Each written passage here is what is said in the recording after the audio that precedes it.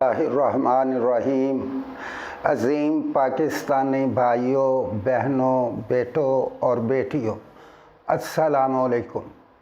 जैसा कि आप जानते हैं कि मेरी पिछले पैगामात हकूमत की नाकदीन के तौर पे, फरसुदा निज़ाम के ख़ात्मे के तौर पे थे, लेकिन इस वक्त मैं पाकिस्तान के मौजूदा माशरती निज़ाम को, हकूमती निज़ाम को, रियासती इक़दामात को तनकीद का निशाना नहीं बनाना चाहता और मैं ये तमाम सियासी जमातों से, तमाम तज्ज़िया नगारों से, तमाम कालम नवीसों से, तमाम उलमा हज़रात से एक ही गुजारिश करना चाहता हूँ कि इस वक्त कोरोना वायरस के बायस पाकिस्तान इंतहाई इंतशार का शिकार है।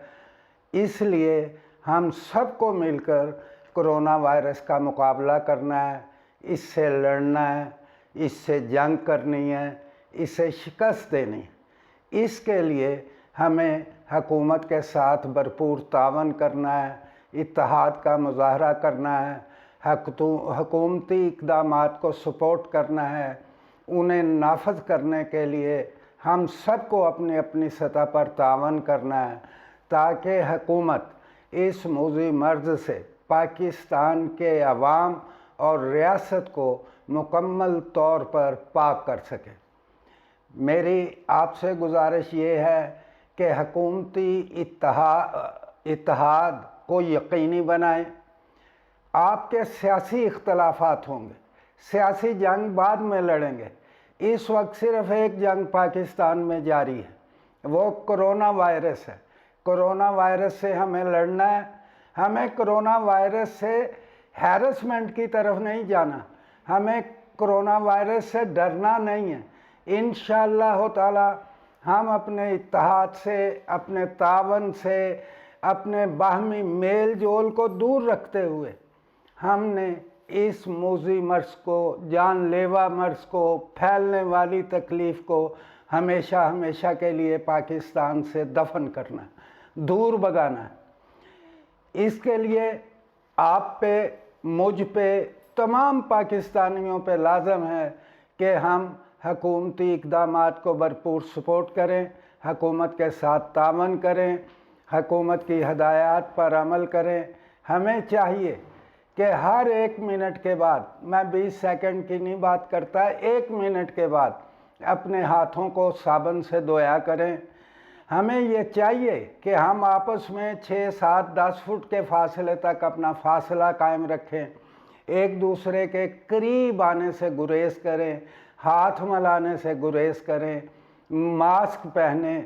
और इसके अलावा जो असल बात है उसकी तरफ मैं आपकी तवज्जो दिलाना चाहता हूँ।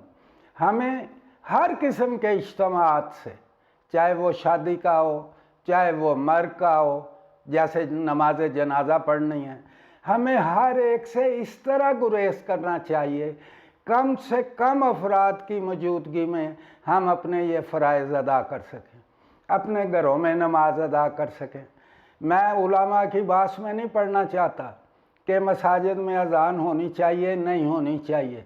अज़ानें दें, 3-4 आदमी वहाँ पे बाजमात नमाज भी अदा करें, लेकिन मजमूई तौर पर इंसान होगा तो मस्जिदें आबाद होंगी, मजमूई तौर पर इंसान ज़िंदा रहेगा तो दरगाहें आबाद होंगी, वहाँ पे कुरान ख़वानी भी की जा सकेगी, नमाजें भी अदा की जा सकेंगी, नवाफिल भी अदा किए जाएंगे।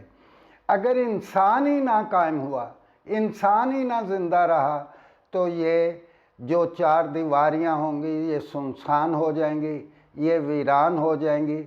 इसलिए हम सब पे पहला फ़र्ज़ ये है कि इस बीमारी के फैलाव को रोकने के लिए आपस में मेल जोल को कम करें, फासले को बढ़ाएं, एक दूसरे से सलाम लेने से, हाथ मिलाने से गुरेज करें, मुंह से सलाम ले लें। सलामती भेजनी है।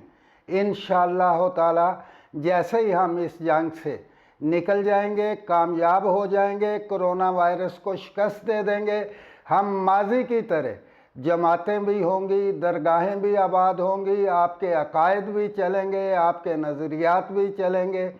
اس وقت سر دست شادی کے معاملات ہوں، ایک دوسرے کے سالگرہ کے اجتماع، ان سے گریز کریں۔ اور جو میں بات تیسری آپ سے کہنا چاہتا ہوں، افواہوں پر کان نہیں دھرنا۔